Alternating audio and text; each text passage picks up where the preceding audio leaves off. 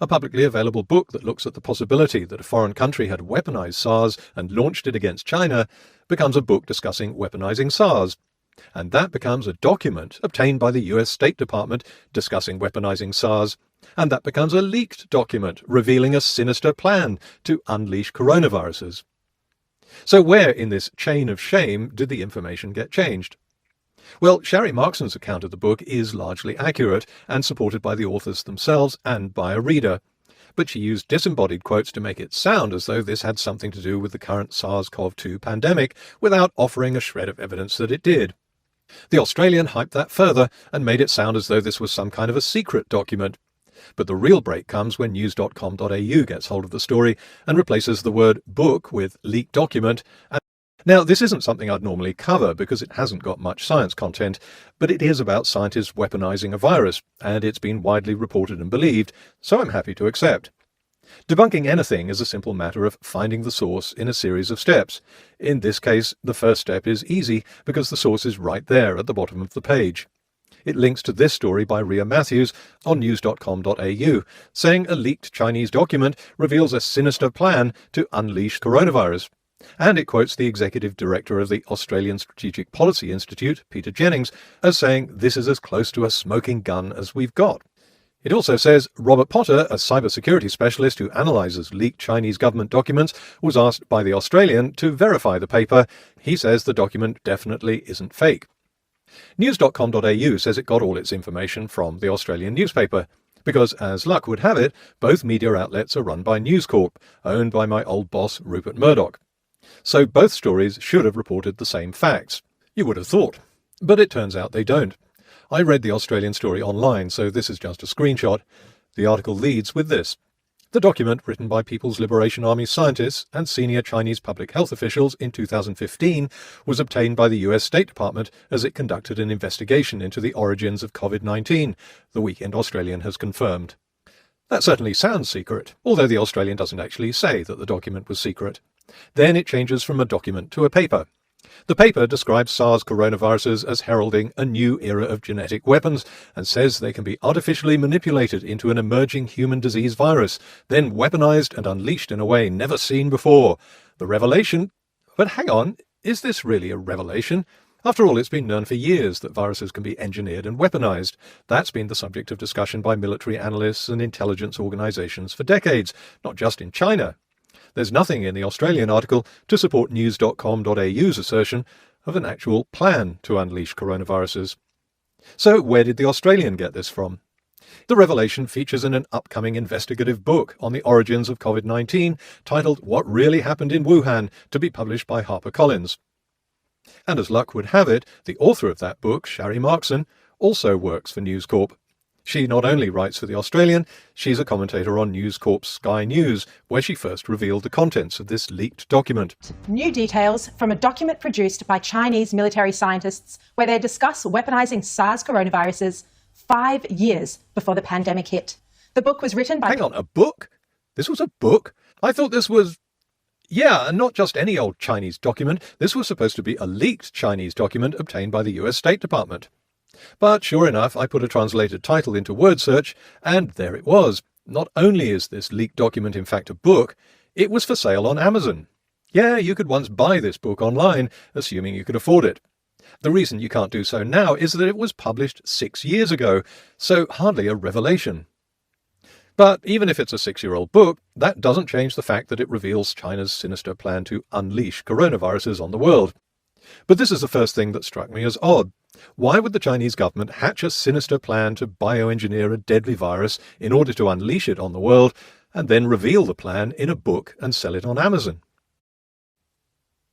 Sorry, just leaving you with that thought for a second. Secondly, since the book would have been purchased and avidly read by intelligence agencies around the world 6 years ago, when it was published, how come they didn't see this as a sinister plan to unleash a deadly virus on the world, or warn against it, or publicly condemn it? No one writing about this has actually read the book. They're all relying on the information about the contents from just one source, a commentator on Sky News. But in fact, she doesn't say the book reveals a sinister plan to unleash coronaviruses at all. She only says that the scientists discussed weaponizing SARS coronaviruses. It describes SARS coronaviruses as heralding, and I quote, a new era of genetic weapons. It says they can be artificially manipulated into an emerging human disease virus, weaponized, and unleashed in a way never seen before. And here are two more quotes that are interesting. Biological weapons attacks could cause catastrophic harm. They could inflict widespread injury and result in massive casualties and economic disruption. China possesses formidable capabilities.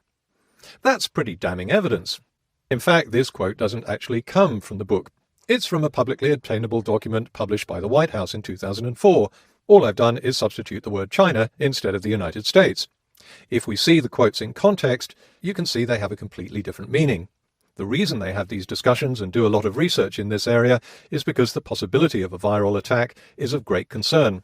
The significance of this paper is that it offers a rare insight into how senior scientists at one of the PLA's most prominent military universities, where high levels of defence research are conducted, were thinking about biological research. But I thought the most significant thing in this book was supposed to be that it reveals a sinister Chinese plan to unleash coronaviruses on the world.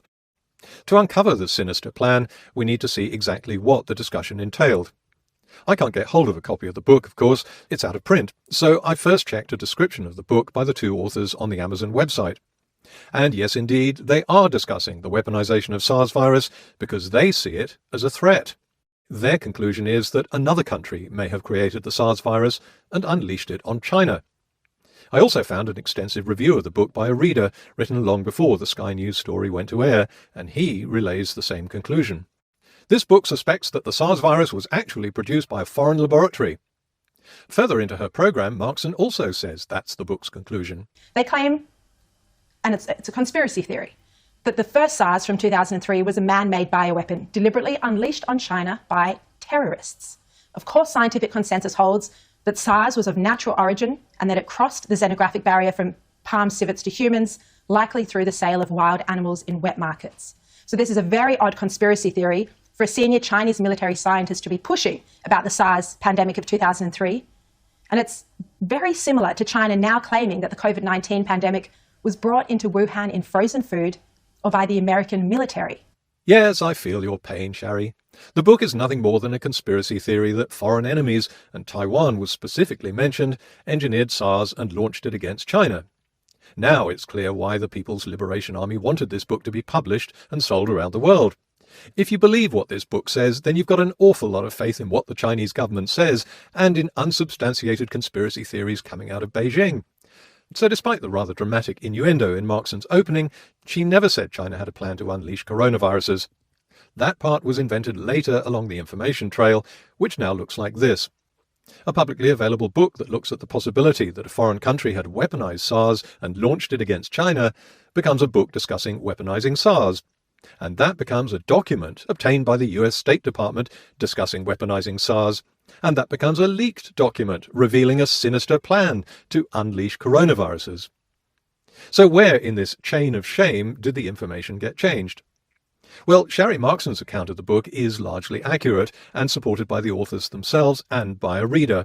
But she used disembodied quotes to make it sound as though this had something to do with the current SARS-CoV-2 pandemic without offering a shred of evidence that it did. The Australian hyped that further and made it sound as though this was some kind of a secret document. But the real break comes when news.com.au gets hold of the story and replaces the word book with leaked document and substitutes a discussion about the weaponization of SARS with a sinister Chinese plan to weaponize SARS, and that gets copied and passed around the world. Of course, we had broken the big breaking news about how the Chinese military had, of course, planned a biological warfare using the COVID-19 virus. As you can see on your screens, the article written by an Australian publication which says that the Chinese scientists and the People Liberation Army in fact put their heads together and came out with a document and wrote about how they were going to use the SARS virus against the world. This kind of misinformation is exactly the kind of thing you see in China all the time. News outlets that are ordered to follow a particular line and facts that are ignored or invented in order to push that line. Do we really want to see Western media descend to the same level of manipulation and propaganda? Well, too late, but I think we can do better. A publicly available book that looks at the possibility that a foreign country had weaponized SARS and launched it against China becomes a book discussing weaponizing SARS. And that becomes a document obtained by the US State Department discussing weaponizing SARS. And that becomes a leaked document revealing a sinister plan to unleash coronavirus.